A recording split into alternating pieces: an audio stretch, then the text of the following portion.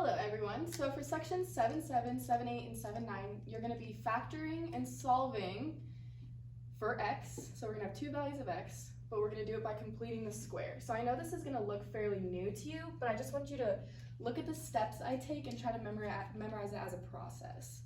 So the first step of completing the square is taking the middle coefficient, so that would be 8, and we're going to divide it by 2, okay?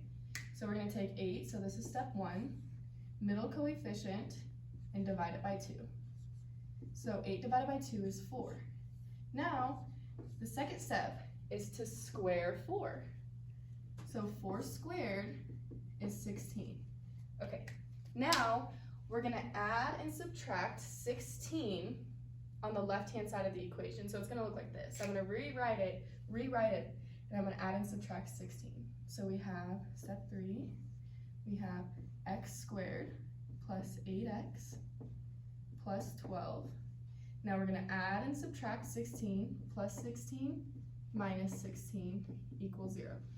Notice it looks different, but we actually didn't change the value because this value, positive 16 minus 16 is 0. So that didn't change our equation, but we're just manipulating it a little bit. So now I'm going to underline something. This is the whole point of completing the square, is to get a perfect square. Okay? So I'm going to underline the part that is a perfect square. X squared plus 8x plus 16 is a perfect square, and I'm going to write that out front. So we have x squared plus 8x plus 16. That's what's underlined in blue, and that's a perfect square, plus 12 minus 16 equals 0.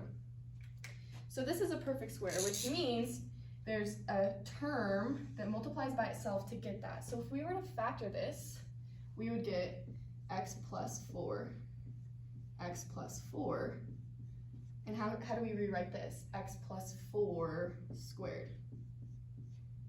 So x plus 4 squared is this. That's a perfect square. So I'm going to change this underlined in red to x plus 4 squared plus 12 minus 16 equals 0.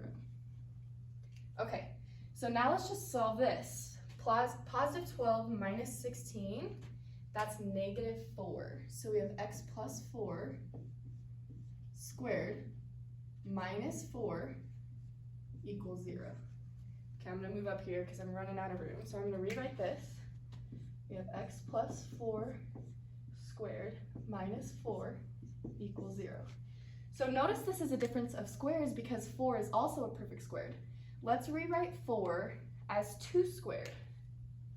So we have x plus 4 squared minus, we're going to rewrite 4 as 2 squared equals 0. And notice now we have a difference of squares. And how do you factor a difference of squares? I'm just going to do a little smaller example over here of how to factor a difference of squares so that when we look at this, it makes more sense. So if I had x squared minus 4, that's a difference of squares because 4 is 2 squared, remember that, minus 2 squared. That's going to factor into x plus 2 times x minus 2.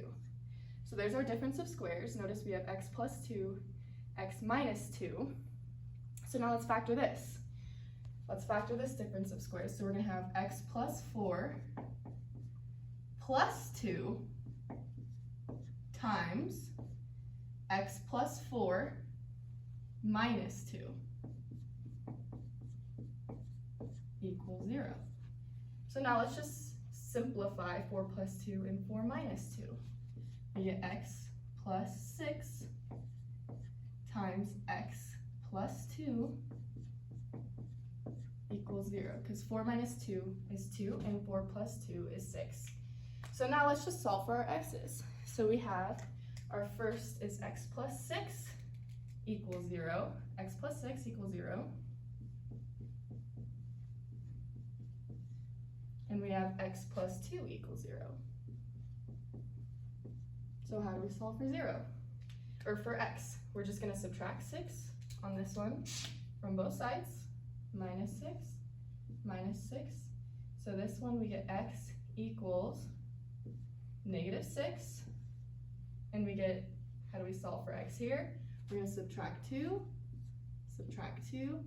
and x equals -2.